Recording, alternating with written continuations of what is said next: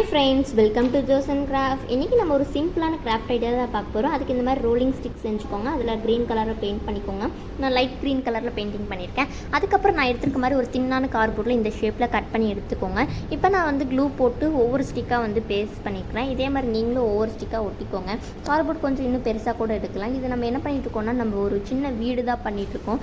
இப்போ பார்த்திங்கன்னா வந்து 2 ஸ்டிக் நான் வந்து மேலே வச்சுருக்கேன், நடுவில் ஒரு ஸ்டிக் வச்சுருக்கேன். இதே மாதிரி நம்ம வந்து டோட்டலாக 3 பீஸ் வந்து செஞ்சுருக்கோம். பிளாக் கலரில், எல்லோ கலர், அப்புறம் வந்து க்ரீன் கலரில் செஞ்சுருக்கோம். இதுக்கு நடுவில் ஒரு பட்டர்ஃப்ளை ஒட்ட போகிறோம். அதுக்கு இந்த மாதிரி கலர் பேப்பர் எடுத்து நம்ம அடிக்கிற மாதிரி மடிச்சிட்டு ஒரு ரஃப் பேப்பரில் இந்த மாதிரி ஒரு பட்டர்ஃப்ளை அவுட்லைன் வரைஞ்சிக்கோங்க.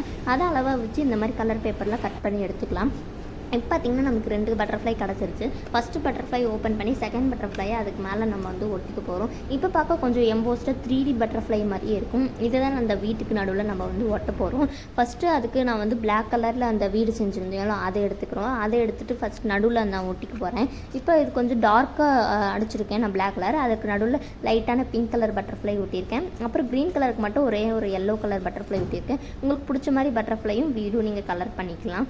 இப்போ பார்க்க ரொம்பவே அழகான சிம்பிளான கிராஃப்ட் ரெடி ஆகிடுச்சு. இதை நீங்கள் வாலில் கூட ஹேங் பண்ணி வச்சுக்கலாம். பார்க்கவே ரொம்ப சூப்பராக இருக்கும். இந்த வீடியோ பிடிச்சிருந்துச்சுன்னு நம்ம சேனல் சப்ஸ்கிரைப், லைக் பண்ணி வச்சுக்கோங்க.